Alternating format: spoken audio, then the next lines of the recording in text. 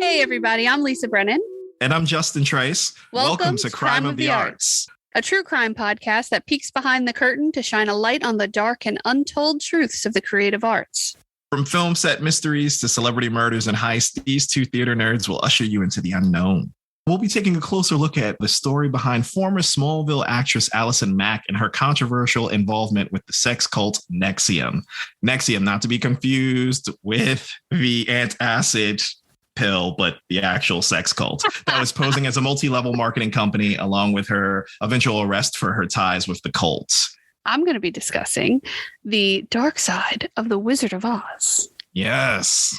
Dorothy had a dark side. Oh, there's a dark side, dude. I could not believe it. Yeah, so we got some interesting stories for you guys today. And if you haven't heard about any of these, well, you're in for a treat. And if you have heard of them, hopefully if you have, we'll surprise you with something new. I guarantee we're going to give you something new. Or just enjoy the entertainment that is us. Perfect. Before the scandal, Allison Mack was a seemingly likable actress that was best known for her role as sweet, lovable Chloe Sullivan on the TV series Smallville for several years. Aside from that, she's also had the opportunity to appear on various TV shows and movies such as You, Honey, We Shrunk Ourselves, and Wilfred. Who is she in You? Oh my! I actually did not see You. I had to look that up right now. What? Let's go to You IMDb. didn't see You? What is wrong with you, Justin? I don't think they're referring to the Netflix You. I thought this was something else. Hold on. I also don't watch Netflix You. Yeah. You didn't watch the Netflix You. I tried to watch like 3 episodes, and I was like, "This is just up." You shut your mouth. Okay, hold on. I have a side note every time. Okay, so I'm very familiar with this cult, but every time I hear Allison Mack, wasn't there a Nickelodeon show called Allison Mack? There was, and she turned into like she turns into liquid, a metal that rolls around on the floor. Okay, so that's what I see in my head every single time we talk about this person. That's why I have absolutely no freaking clue of who she is. Okay, so no, Her You is a movie. It's a 2009 movie because I'm like, it's not based Netflix. Off the same books though. A recent widower looks for the balance in raising his daughter. We're already gone. Yeah. So okay. For those listening, if it's ever a Netflix related show, I'm just going to be like, Netflix is whatever, because we're all ingrained with like Netflix shows. Now we all know pop culture with it. But yeah, so she was in a movie that no one probably saw called You, Honey. And she's not made of metal liquid. She's not made of metal liquid. She's not part of our 90s Nickelodeon childhood. Right. Damn. Yeah, her career lasted nearly 30 years, starting from her days as a child actress. But her legacy has been largely overshadowed by the events that took place when she was involved with the sex cults. With all of that being said, let's go ahead and jump right into the specifics of the tale. During the late 80s, Allison Mack initially got her first start in acting by doing commercials and print ads for a German chocolate company when she lived there. After moving back to the US from Germany, she landed her first major TV role in 1998 when she appeared as a troubled teenager that liked to cut herself for attention on a special episode of what some might call a TV hit for WB known as Seventh Heaven. So, yeah, you know, that was a hit. It was some a hit. Might call it was stupid. That show was on for years. It was on for years, and I just hate Jessica admitting. Biel. I know. I just hate admitting that. It was a hit. I feel guilty to admit that I watched a couple episodes or a season or two. Seventh Heaven. Yeah, I know. We all release the guilt, my friend, because we all fucking watched Seventh Heaven. We all watched Seventh Heaven.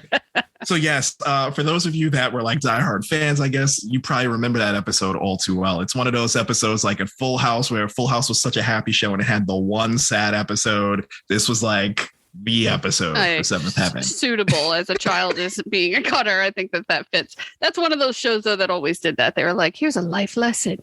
Yeah, here's a life lesson. And then we'll give you a lecture. Maybe sometime in this season, we'll talk about Good Old Dad. Maybe we'll get to that point because that Crime of the Arts. I don't know what that is. We'll have to add it to the list. We'll have to. Good Old Dad of Seventh Heaven. Yeah. Heaven. He qualifies. He sure does. He qualifies. We may get to him at some point. Yes.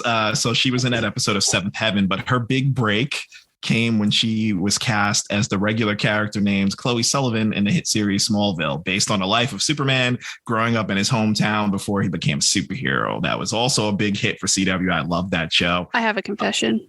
Oh, let's hear it. Were you in love with Lex? Are you guys telling me something like that? I've never watched one episode of Smallville, Justin. Wow. I can assure you, anyone that is listening to this right now, there's two things that happen. The moment I said Smallville, that intro song bursted into their head. Somebody say me. And also their jaw probably dropped at the fact that you've never seen not one episode. Not one. And it's like right in line with stuff that I like, but for whatever reason, never watched one episode of Smallville. This is like Friday Night Lights for me. Like I didn't watch Friday Night Lights until last year. That show's been over for God knows how long. That's such a good show too. Such a good show. Oh my gosh. Maybe I'll have to get on that. So yeah, the character that she played was created exclusively for the show. Doesn't exist within the comics or anything.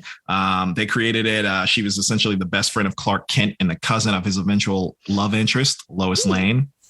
So again, she was, one of the main characters. For everyone that saw the show, you already know she helped out all the time. There was a time she loved Clark, but she was involved in some of the biggest storylines, and she was there from the beginning to the end. And the show ran for about 10 years. Wow. Yeah. After several years of the show airing on TV, she eventually decided to join a cult, NXIVM. She didn't know it was a cult when she joined it, probably. Right. She had no clue. So they say. And it's called NXIVM. It's also not spelled traditionally. It's Roman numerals. NXIVM. Yeah. And it's pronounced NXIVM. So please don't say the Roman numerals or anything. But she eventually decided to join that cult called NXIVM in 2006 to help find some purpose in her life, because she actually felt unfulfilled with her career in acting. So she says.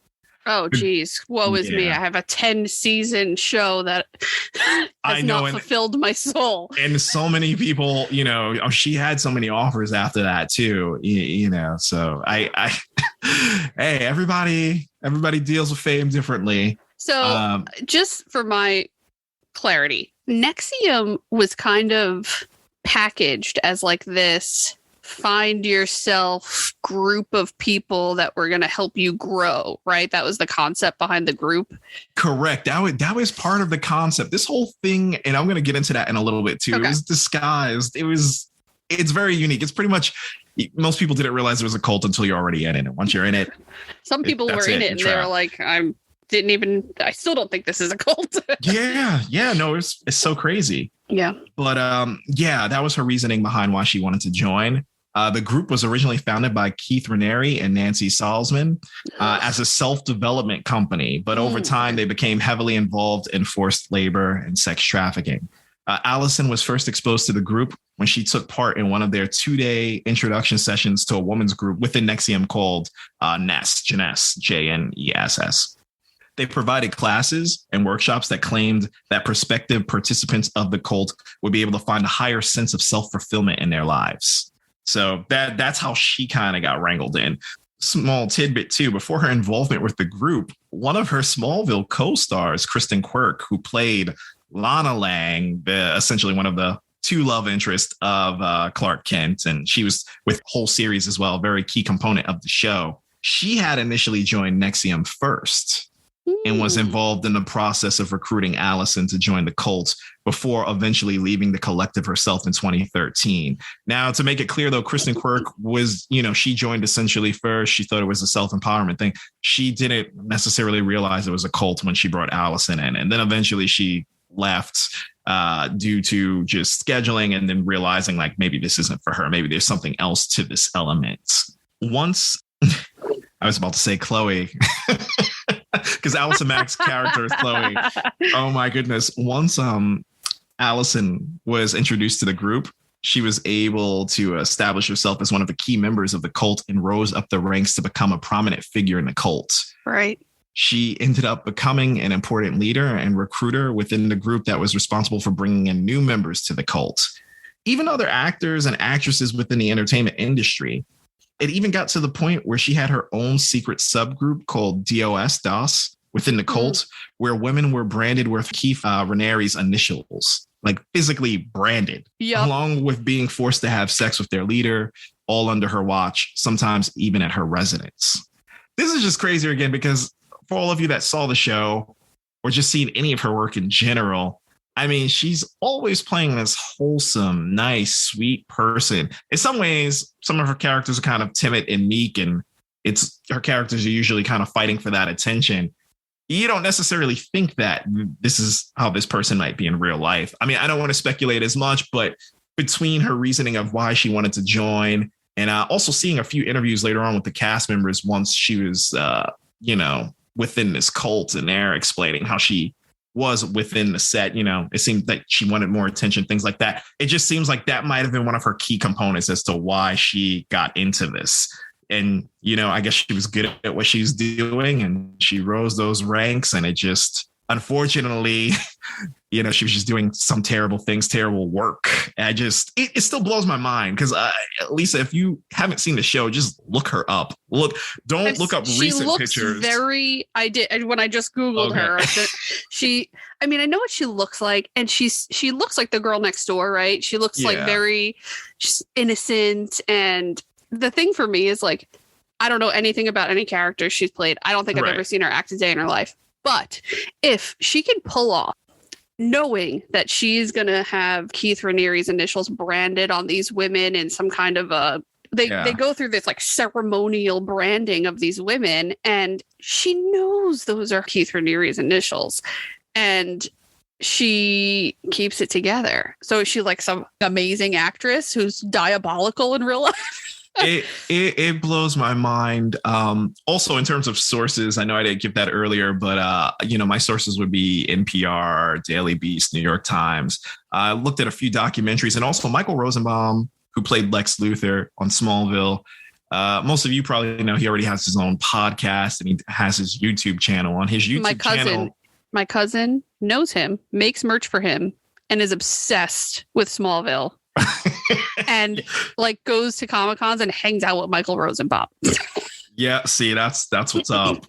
For those of you that want to hear his take on it, because again, most of the cast, most of the crew had no idea she was within this cult. When everything went down, and we're going to get into that more in a little bit too, that's when everyone's coming out and talking about it. And look on YouTube, Michael Rosenbaum has a video where he's explaining, like, he didn't really interact with her back in the day on the set. He puts his take, and then he explains a few stories of a few times that she came to his house after the show when she first entered the cult, and then a couple years later. And he said it was like a completely different person. I'm not going to spoil it. That's his story. I'll let you guys check that out as well. I got to check that out. Yeah. But it's just amazing. So it wasn't until after 12 years into her stint with NXIVM that law enforcement finally caught up with her. Okay. 12 years. Exactly. 12 years she had been doing this. 12 long years. All of this sex trafficking and all these other things. And I just mean, what kind of horrible person are you, where, again, you're luring these people into this cult and you're doing all these things, but you're also bringing it into your residence. You know what I mean? Right. It just, this is your everyday life. Yeah. This is her everyday life, right? And she is her like barometer off that she can't figure out that this is wrong? Are you just in so deep you wanted to fit in, and you've done all these things that that's where you're at now, and now you're potentially brainwashed by all of this? It's really sad. And my heart goes out to all of the victims. And again, within this podcast, I chose not to particularly list any of the celebrities because there are a few celebrities that she brought into the cult, and later on they speak out about it. There's so many documentaries like there's The Vow. So many. The thing that I find most interesting is she doesn't participate in any of it. No, she does not. So we don't know her side. And she's not interviewed. Like, I'm really interested to listen to the Michael Rosenbaum now that you brought that up, because I feel like that's like a firsthand account experience with her, and not just people telling the story and that she was involved. She was eventually arrested in April of 2018 on multiple different charges, including sex trafficking, forced labor, conspiracy, and sex trafficking conspiracy. And I remember when this headline came out, Yeah, me too. Everyone's posted on social media, people texting me. They're like, Chloe Sullivan's arrested. I'm like, what? Wait, you mean Allison Mack? I'm like, what happened to her? And they're saying it's a cult. I'm like, what do you mean they're saying it's a cult?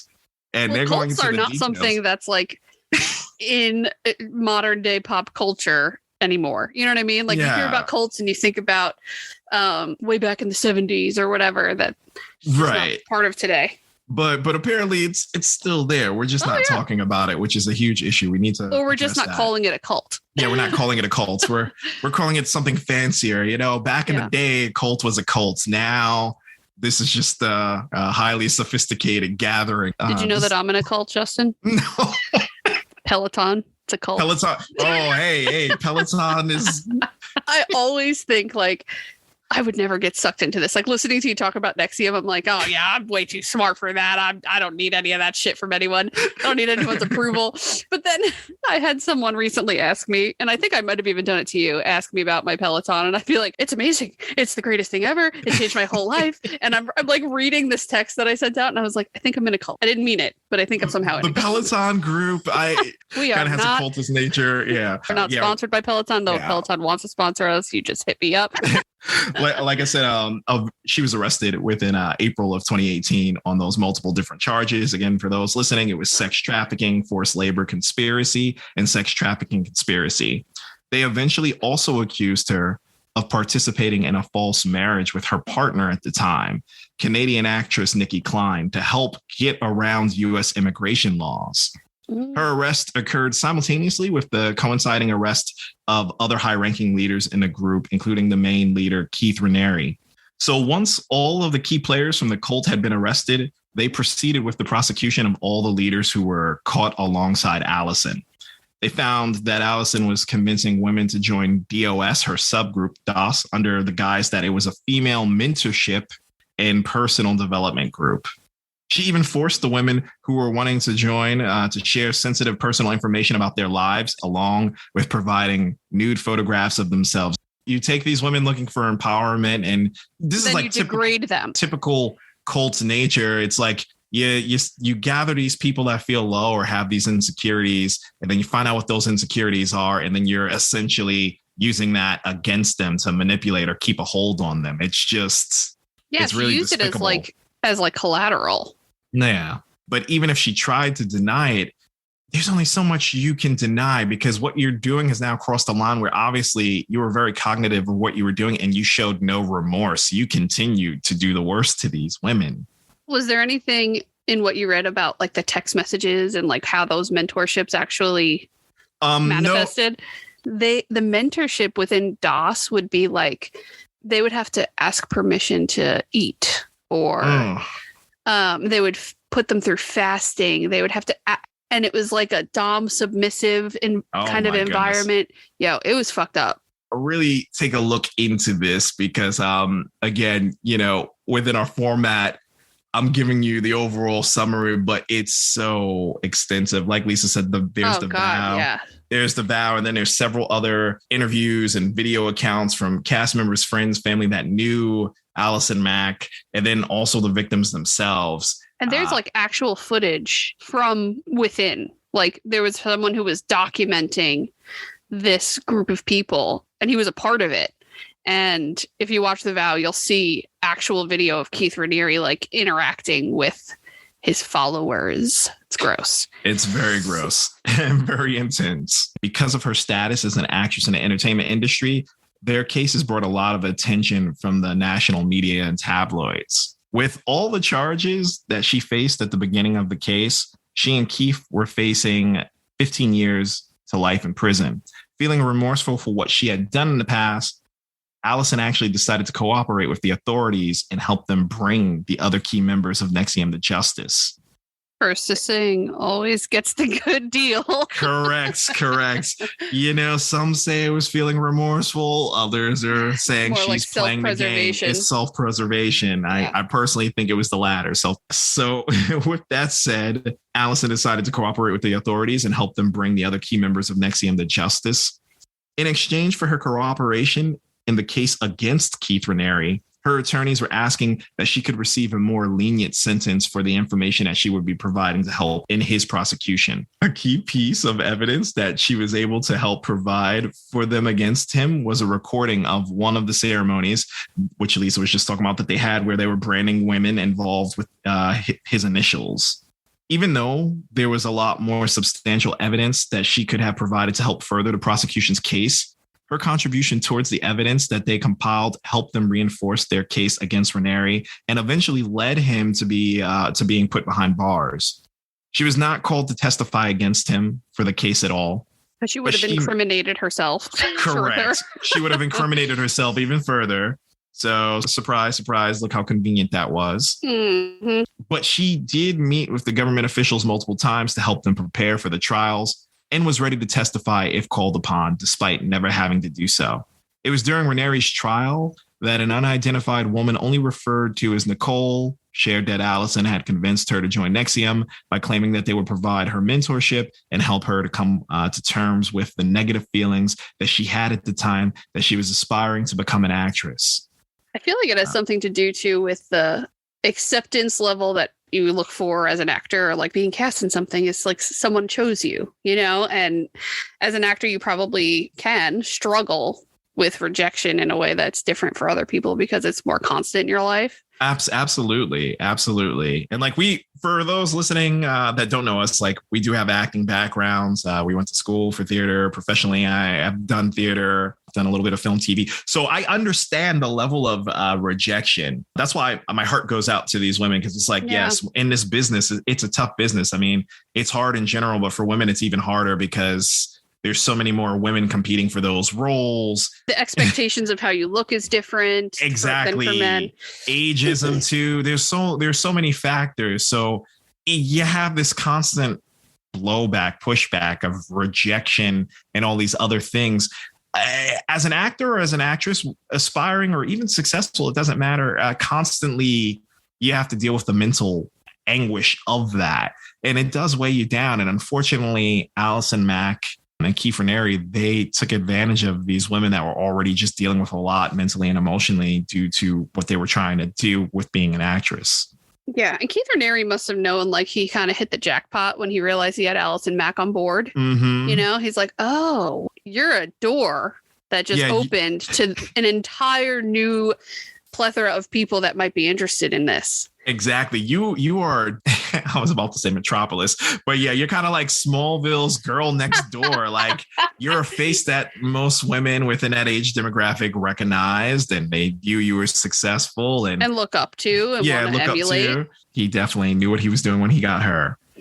Another woman that was only known as Jay had also claimed that Allison told her to seduce Raniere as part of a way to heal her trauma. My goodness. Oh my gosh. I'm just a different kind of a person, because there's no way you can look me in the face, say that, and maybe like, yeah. Do you ever see Keith Raniere? I've seen him. He's pretty gross. Yeah, it's not like, there's cult leaders who have been like attractive and charming. Like, he doesn't have any of those qualities. If anything, Allison Mack is the charismatic one, because she's the one really wrangling everyone in. But he was not that guy. And again, when you look at Michael Rosenbaum's video and he goes into stories, he'll tell you about Keith Raniere's attitude at a couple points. And I'm gonna have to go like as soon as we're done recording and listen to it. No, it's not pleasant at all. But yes, in the end, Allison ended up pleading guilty to the racketeering charges brought against her in 2019. She was sentenced to 3 years in prison with a $20,000 fine, and even reported to her sentence early. Keith Raniere was sentenced to 120 years in prison on sex trafficking, racketeering, and forced labor charges, with a whopping $1.75 million worth of fines from the U.S. government and a $15,000 assessment pursuant towards the Justice for Victims of Trafficking Act of 2015. I love how the government took $1.5 million, but they gave $15,000 to his victims. What the fuck? Yeah, what the yeah. They did boom, 125 years? Yeah, 120 years. So yeah, they were like, here's 1.75 million worth of fines, but here's only 15,000. I did not look into if anyone else probably tried to file separate cases afterwards. I truly hope they do. I hope they took every penny from this guy. Mm-hmm. But the other parties involved that also received sentencing included the co-founder Nancy Salzman, who received 42 months in prison after pleading guilty to racketeering charges. Her daughter, 42 months? Wait, hold on a second. Only 42 months. He got 120 years, and she got 42 months. Only 42 months, and she only pled guilty to racketeering. So again, I'm guessing all of the evidence they had was stacked more on him. Allison Mack's testimony also was solely on him, which that makes me nervous in itself because, you know, she only has 42 months. Let's just say for argument's sake, she got out and she wanted to resume NXIVM and just called it something different. You know, I'm sure that's the catch with these people. It's like when it comes to these cults, it's like, yeah, you could potentially get rid of the cult leader, but if you're not really disbanding this cult or taking care of them accordingly for their actions, anything can happen again. We could create these subsections. It could just be a new group. It could be DOS 2.0. Yeah. Yeah. Oh my goodness. So yeah, she only received 42 months in prison after pleading guilty to the racketeering charges. Her daughter, Lauren, who was sentenced to 5 years probation on racketeering charges, their bookkeeper, and also Claire Bronfman, who was sentenced to 81 months on conspiracy charges. And then there was Kathy Russell, who was sentenced to 2 years in prison on visa fraud. I guess that's more related to the visa fraud. I'm not sure if it's the fake marriage. Maybe? Yeah, I want to say it was the fake marriage, but again, with sex trafficking, you never know. She could have been doing fake visas to get women from other countries into here. I have no clue. They didn't specify on the aspect of that. Oh, interesting. So, while it's clear that Allison Mack's reputation suffered greatly from the events of this scandal, it also had an impact on the way that people viewed Smallville and the cast members of the show, because she played such a big role in the fact that there were some other actors from the show that were involved with NXIVM to a lesser extent than Allison, of course. Fans of the show have found it difficult to continue to support the series, even though her prosecution occurred years after the show had concluded. And even her involvement was after, wasn't it? Yeah, it was long after the show, but it's just, again, when I tell you, Lisa, well, it's tough because, you know, you, like you said, you didn't watch the show, but there's like 72 episodes of this show. She's literally in almost every episode except one. Like, she's not just like some random sidekick. She had several of her own arcs. She has saved Clark a dozen times. She is like a main component in the show. Really, it should say. Is she our Bonnie? She's more than Bonnie. Yes. All right. Yes. Bonnie was a watered down Chloe. I will give her that. But yeah, no, she did so much for that show. It would be the equivalent, since you're bringing up Vampire Diaries, it would be the equivalent of like if Alaric did this shit. Like, it would be to that level. I mean, for me, I can still look at the episodes, but it is kind of jarring because, again, you see this persona and you're just like, it's not how she really is. It ruins your fourth wall almost. Like your suspended your suspended belief kind of. It's out the window. Yeah. On this show, I'm watching her be sweet and trying to be caring for everyone and help everyone out and do all these things, and I'm like, you basically were playing lies. You were basically playing Chloe Sullivan in this cult, and you used it for terrible, terrible purposes. Yeah, what made it even more difficult for fans was her character on the show, Chloe Sullivan, because like I said, it was such a lovable character in that series. That was a fan favorite to many. Literally, there was a lot of Chloe fans. So it's fair to say that many of the viewers will never look at the show the same way again because of her involvement with NXIVM. With that said, to anyone listening and you've never seen the show, I still recommend you give it a go. The show, it's good for many different reasons, and it kind of started to shift the platform for what CW became. And I mean, it kind of paved the way for something like the Vampire Diaries. Yeah, exactly. And it paved the way for quite a few other superhero shows. Okay, let me ask you this. Is it as painful to rewatch as the Vampire Diaries first season is? Like, is it like corny, weird shit like vampires and smoke? And you're like, I can't take this seriously. How do I get through this? It's not as corny as that. Like the first season of Smallville is kind of like each week there's like a new person that develops powers. It's like the nerdy kid, you know, he got pushed into like his insect collection and there's kryptonite there. So now he's like a bug person and Clark has to deal with that. Like the first season's kind of one of those. It kind of paved the way for the format of Supernatural too. And then later on the series just switches to other things. But okay, cool. Yeah. So you have a full through line in this show, but every episode it's like Scooby-Doo. Yeah, the first season's definitely like Scooby-Doo with Clark Kent. Okay, got it. All I have to say for the rest of that is people in the entertainment and art industry aren't always what they seem to be, especially when it comes to the way that they're portrayed in the media, which is why it's important to never judge a book by its cover, no matter what. Although we have a certain perception of them based on the characters they play and how they address their fans, we never really know what they have going on behind the scenes when the cameras are off. Yeah. This is why it's important for us to be objective when we look at the facts available to us about certain actors and artists, despite their work and previous reputation. We should always keep in mind that there are stories untold that we may not know of, both good and bad, making it more important than ever to separate the art from the artist. Thanks for sharing that story, Justin. No problem. That's a good one. I'm ready to hear yours. I cannot wait to hear this. Well, I don't know about you, but I was pretty obsessed with The Wizard of Oz when I was a kid. Oh, I definitely was. I still kind of am. I may own the 3D Blu-ray of The Wizard of Oz. I'm not going to lie. May own. As in I do own. Just watched it a couple months ago. Yeah, I feel like it almost fed my love for theater. I don't know if you feel that way, but there's so much about older movies created in a different time that they pretty much are like live theater, but on film. Yeah, 100%. It was The Wizard of Oz was essentially just like a musical on a film set. On drugs. Yeah, it's like a musical on drugs. Yeah. So I'm going to tell you a story about all the crazy things that happened during filming. And I know that there's some people who, you know, most people have heard the story of the suicide on the set of The Wizard of Oz, but there's things that I found. My source today is an article by Amanda Harding, and it's called The Wizard of Oz: Dark Secrets Behind the Making of the Hollywood Classic. Ooh. This article was interesting. It was kind of in like a BuzzFeed listed kind of way. Okay. So I tried to put it all together. Parts that I thought were really the most interesting, and I'll give you my little snippets as we go through.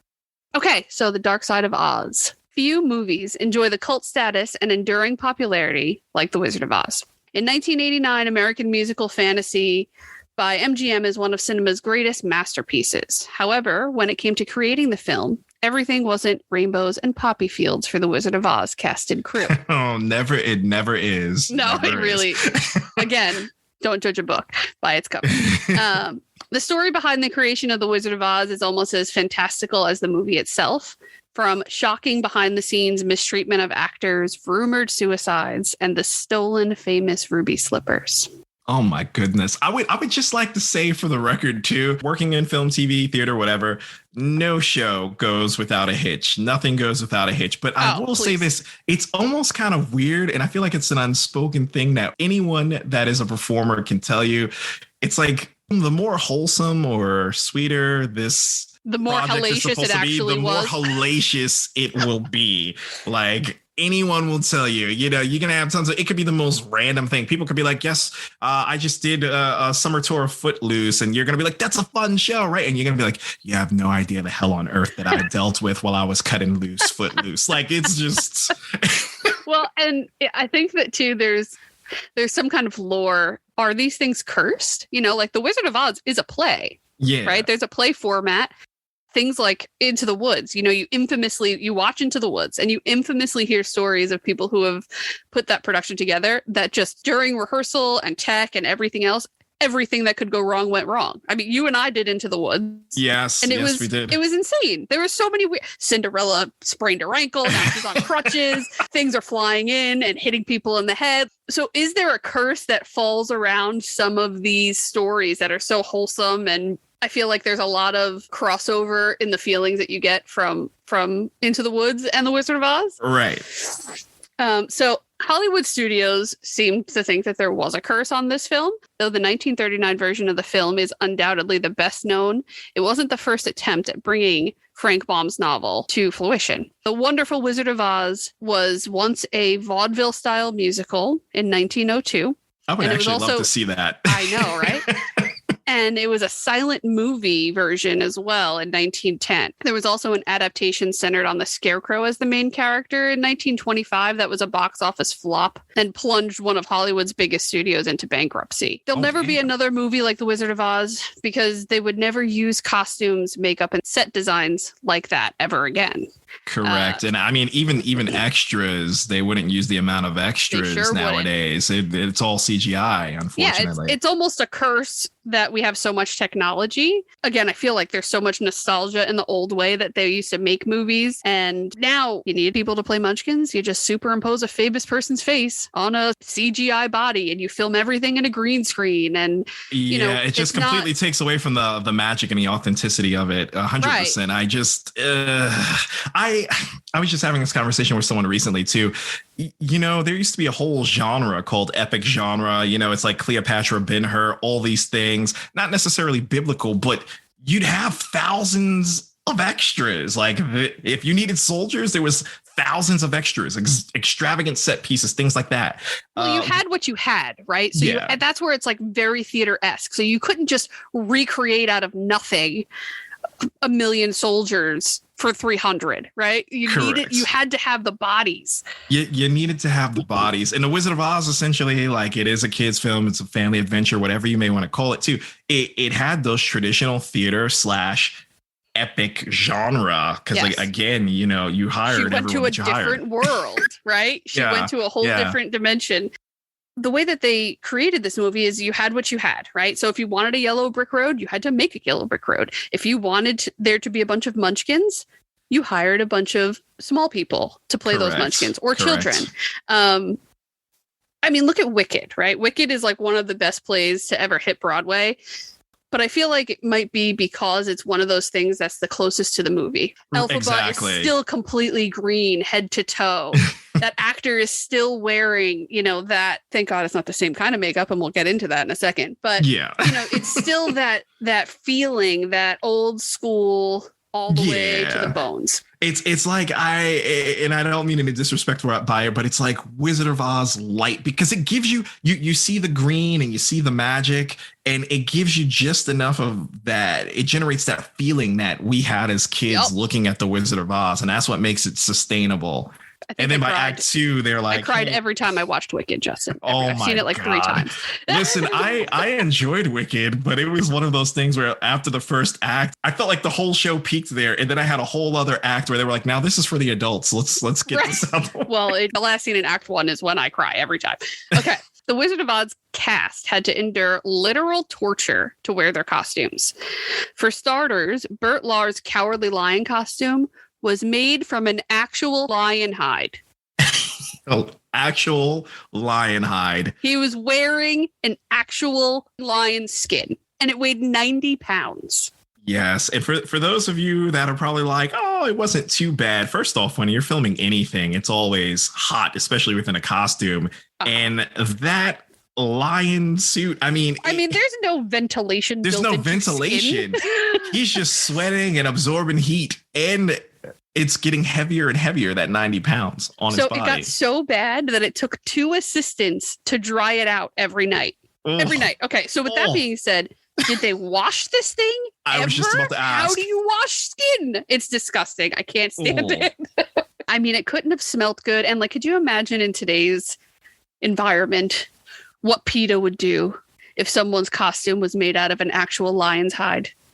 First off, the film would have never went into production the moment they got wind of that happening. It's just insane. Meanwhile, Buddy Epson's Tin Man suit was metal, so he couldn't even sit down in it. Mm-hmm. So when he got tired, they gave him a board to lean against. I actually feel like I've seen something about that. Yeah. Yeah, they had to use the board, and they had, he would be on a slight angle from what I saw, and then it takes 2 people to hold the board, and another 2, one person on each arm to kind of level him off and pull him off the board so he doesn't. Most ridiculous thing I have ever heard. I mean, I've never been on a large film set before, but you film for hours and years. And this poor man has to stand and lean against a board. He's not allowed to sit down. That's insane. He also had a violent reaction to his makeup that put him in the hospital. It turns out that it was aluminum poisoning due to inhaling the metallic powder that they applied to his face every day. And it forced MGM to recast his part to Jack Haley, who is the actual Tin Man in the movie. Correct. And you guys heard right. She said aluminum. Aluminum makeup that like he inhaled metal every day. I mean, besides, that's horrifying that he's like inhaling metal. But could you imagine them putting metal on you every day? Like you have to wash that off. And some of that you're not even washing off because you're also burning up at such a fast rate that it's absorbing into your skin. So the original person literally was absorbing some of that aluminum straight into his face. Luckily, he didn't die. That's just seriously crazy. But he really could have. He could have died. Okay, so the Scarecrow costume left Ray Bolger with serious scars. The stage makeup and the prosthetics in 1939 were nowhere near what they are today. His makeup left deep marks in his skin that didn't disappear for more than a year after the film wrapped. Oh. Could you imagine wearing the costume all day, that it's pushing on you like that? Yeah, it's just like completely creating an indent on your skin. The next day, they're like, oh, hold on, let's move this hay and put it back in those indents. Luckily, none of these things would ever happen today. Correct. Thank God for unions. Not only did viewers think the former kindergarten teacher, Margaret Hamilton, who played the Wicked Witch, was actually evil, they would send death threats to the actor following the first airing of The Wizard of Oz. Oh, no. She also suffered not only mentally, but physically in this role. As I'm sure you remember, the Wicked Witch of the West was green. Yes. Now, I had no idea about this, but the green makeup was actually made with copper. Who the fuck are these makeup artists? Again, it was a very the 30s. Time. They don't have science the way they do now. Yeah, they don't have to say. Yeah, they didn't have science the way they did, but still, it's mind blowing. For metallic, they literally put aluminum in the makeup for the Tin Man, and to get the green color, the makeup was copper. While filming her first exit in the movie as the Wicked Witch of the West, she comes when the house fell on her sister, and she gives that infamous line, "I'll get you, my pretty, and your little dog too." And she walks over to her mark on the set, and she's surrounded in red smoke for her exit. And after the smoke, you get this burst of fire. I can see where this is going already, but yeah. So my guess is that there was supposed to be some kind of a door that she would escape through before the fire cue. Well, that fire went off too soon, and she suffered 2nd and 3rd degree burns all over her entire body from the copper heating up in the fucking green makeup. Oh my goodness. That is brutal. Horrifying. Any time within, I mean, even especially back then, I mean, I'm sure they had people on the lookout in case anyone goes up in flames. But the reality is, there's a job for everyone, man. Yeah, there's a job for everyone. But the moment fire hits, like it's tough because you're still going to get burnt. Well, and to me, I imagine it's almost invisible. That's her pain, right? It's not like she was standing in flames and it was burning her. Right. Just the heat made the copper in the makeup hot like a pan and was burning her skin. It just yeah. Oh my God. It was like a flash boil. Like yes. That's crazy. It makes me a little bit nauseous. In addition, her stunt double also spent months in the hospital after a prop broom exploded. And producers used the double because Hamilton had sustained an injury in an earlier take with a broom. Jeez. So imagine being the stunt doubles on this movie. It's like, yeah, I really want to get in there. I want to be in this movie. But like, do I only get an opportunity to do that when someone else is severely injured or maimed? Am I going to be severely injured or maimed? So for a second, imagine wearing any of these costumes and then add to the fact that the temperatures on set often soared past 100 degrees because they filmed it in Technicolor. So the Technicolor process in the 30s required more lights than a typical production. So add those blaring lights, the stifling costumes, and the makeup, and it's no wonder these actors didn't pass out from heat stroke or dehydration.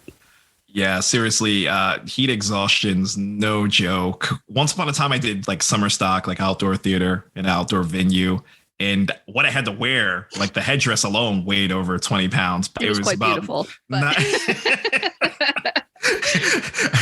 It was, I'm not going to get into what the story was about or anything like that. Don't worry. I'll drop it on the Instagram or the Facebook one of these days. Yes, but it was 100 degrees outside. I'm wearing a cloak and a headdress. And, it's an Indian headdress, right? It's a beautiful, large Indian headdress. Yes, it is. I'm out there every day doing this, but just one day it just took a toll. And like, I literally finished my scene. I walked right off that stage. As soon as I walked off that stage, dropped. Like heat exhaustion's no joke. You think you're fine in the moment, and then it can just come out of nowhere. It doesn't matter how hydrated you are. And when you add in a factor of weighted clothes and you sweating and everything else, it zaps you. I can't describe it. And the thing is, once you have heat exhaustion, it doesn't take like a day to recover. You're kind of just out of it for at least a week or two, depending on the severity of it. The show must go on, Justin. The show must go on. Oh, I'm sure that's going to come up in one of our podcasts at some point too. How the show must go on and how that might came to fruition. A crime in itself. Yeah. Now let's talk about the treatment of the actors on set. Yeah. So Bert Lahr, he played the Cowardly Lion. He wasn't allowed to eat while in makeup because it was difficult to reapply his makeup.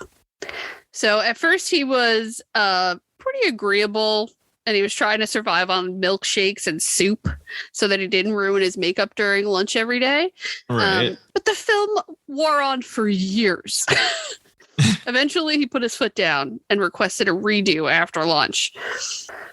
While filming the famous slap scene between Dorothy and the Cowardly Lion, Judy Garland got a case of the giggles. Ooh, we've all been there. Yeah. So after several ruined takes, director Victor Fleming took teenage Garland aside. She was 16 years old, mind you. And he slapped her across the face in front of the entire production and said, go in there and work. She's 16, Justin. It's child abuse. It is. I mean, there was no labor laws within film back then. Oh my God. And he's a grown man. She's a child. He's her authoritarian. And speaking of the abuse that Judy Garland endured, she might have been molested by Munchkins while filming. Her ex-husband, his name is Sid Luft, claims that she was. He was married to her from 1952 to 65. And according to his memoir, Judy and I, My Life with Judy Garland, the actors who played the Munchkins touched her inappropriately without her consent.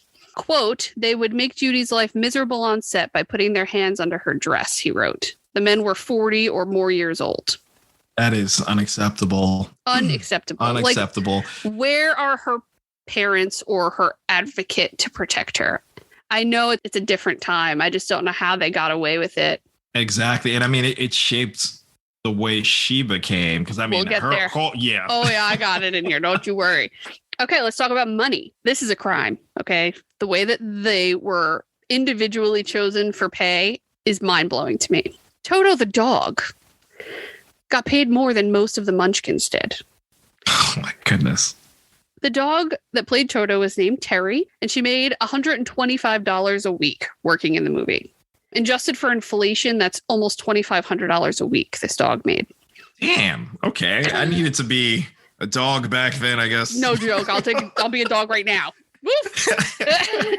Judy Garland earned much less than her co-stars. Though Dorothy is the film's star, Judy earned about $500 a week playing the part, which is almost $10,000. It's a lot of money, but in comparison, Ray Bolger, who played the Scarecrow, and Jack Haley, who was the Tin Man, earned the most, bringing home almost $3,000 a week in 1939. Oh, back then, oh my God. Justin, the inflation 60, on that is 60 grand. Yeah. 60 grand a week to her 10,000.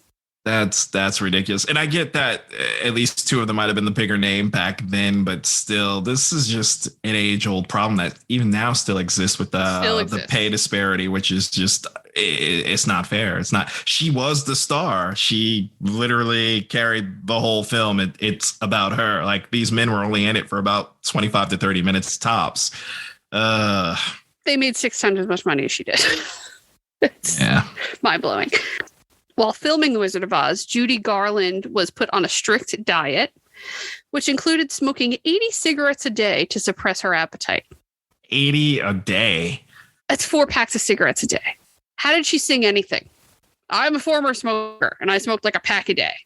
80 cigarettes a day to suppress her appetite. That means she never ate. She just chain smoked all day long. And again, if she still sounded as good after all that chain smoking, I wish I could have just heard what she sounded like without the smoking. Yeah. In addition, they made her wear a corset to hide her womanly body. And the horrible diet that they kept her on was to keep that childlike figure while filming. MGM studio head Louis B. Mayer banned her from consuming much beyond black coffee, chicken soup, and cottage cheese. And to backtrack on the corset for a second, I mean, if you're a woman that's never participated in the arts and you've never had to wear a corset, it's breaking your ribs. It's torture, yeah. And imagine having to not only walk, but talk and sing and dance in a corset.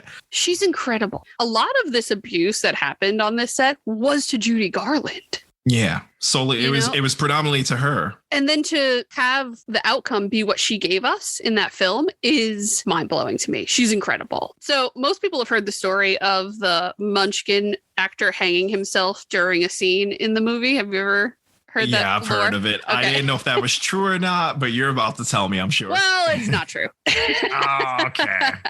The scene in question happens after Dorothy and the Scarecrow attempt to pick apples and then encounter the Tin Man. So the trio heads down the yellow brick road and a dark shadow is in the distance, supposedly resembling a person hanging. But it wasn't a suicide caught on film. It was a bird. Oh. To make the movie set appear more representative of an outdoor setting, the studio brought in live birds to wander around the set. And the shadowy figure is actually a bird spreading its wings, not a munchkin ending its life. But did they feed the birds? Whole nother problem. A set designer took home the famous ruby slippers for free. Kurt Warner was a set designer and a wardrobe assistant in Hollywood in the 1970s. And when MGM needed to clean out its warehouses, it enlisted Warner to help, offering him whatever costume pieces he wanted for free. Among the items he took were Scarlett O'Hara's dress, Humphrey Bogart's trench coat, and a few pairs of ruby slippers. Guys, for Scarlett O'Hara, if you're not aware of who she is, I mean, that's Gone with the Wind. And Humphrey Bogart, I'm assuming it's the trench coat from Casablanca. Yep. Oh my goodness. Those things are priceless. Today, Dorothy's ruby shoes are worth an estimated $2 to $7 million. And one pair used in the film remains on view at the Smithsonian National Museum of American History. Judy Garland died of a drug overdose in 1969, and she can blame the Wizard of Oz for it. As we just talked about, she dealt with immense physical and emotional torture while filming this movie. She was just a young girl, again, teenager. She's still a kid for all intents and purposes. And it's the mental abuse that they did, the physical abuse by slapping this girl. And then, you're putting her through rigorous set days where it's hot. You're restricting how she can eat, all these things. And now what you told me about the Munchkins, you put that girl through hell. To top it off, they also prescribed her amphetamines to keep her weight down and then barbiturates to help her sleep after a grueling 16-hour workday while filming. Oh, my God. So sadly, this was the first foray into drug use for Judy Garland, and it affected her for the rest of her life and eventually killed her. The Wizard of Oz was one of my favorite movies as a kid. I had absolutely no idea of any of these things, obviously. I didn't have a clue for the most part. Again, I just saw it as a wholesome, happy-go-lucky film. And I wanted to be Dorothy. Every little girl did, right? So I wanted to be the Tin Man, Did you? You're more of a scarecrow, my friend. I know I'm more of a scarecrow. I want everyone says that every time I'm like, I want to be Tin Man. They're like, you're more of a scarecrow. I'm like, I know. I just wanted to be Tin Man. Jay was the Tin Man, and he did a damn good job. Jay would be the Tin Man. Yeah. Jay is her brother. He Tin Man-esque qualities. If you're listening, Jay, I would watch you as Tin Man. Yeah, good job. Good job. So this standard of work environment obviously would never happen now, and thank the fucking gods. So that's the story of the dark side of Oz, and God damn, is it dark. That's extremely dark. And for those, again, if you want to know more about Judy Garland, I'm trying to think. The film was called Judy, right? Back in 2019, Renee Zellweger starred as Judy Garland in a biopic about her. And it focuses more on the adult side of her life leading up to all those years of the continued addiction and alcoholism and the sleeping pills, and ultimately what led to her death. Highly recommend you check that film out because Renee Zellweger's performance is phenomenal in it, but it's also very gut-wrenching to watch because the film basically starts off, she's already by then at least 30. She already has all of that trauma, that condensed trauma just building and building. And it's showing how, along with her addictions and everything else, she can never essentially escape being perceived as Dorothy, that particular typecast. Yep. That took a toll on her, not to mention her marriages, which you could all take a look to see who she married, how that worked out, what mental anguish that did to her. It's all fascinating stuff, but very tragic. Yeah. When you look back at the history of the creative arts, it takes a lot of darkness to create the light the arts bring to the world. Thanks for joining us this week. And if you enjoyed our conversation, please subscribe wherever you listen to podcasts and go over to Apple Podcasts to rate and review. Please check out our sources listed in the episode notes. And you can find us on Facebook and Instagram at Crime of the Arts Podcast. We're looking forward to having you back next week. Until next time, peace out, everybody. Peace out, everybody.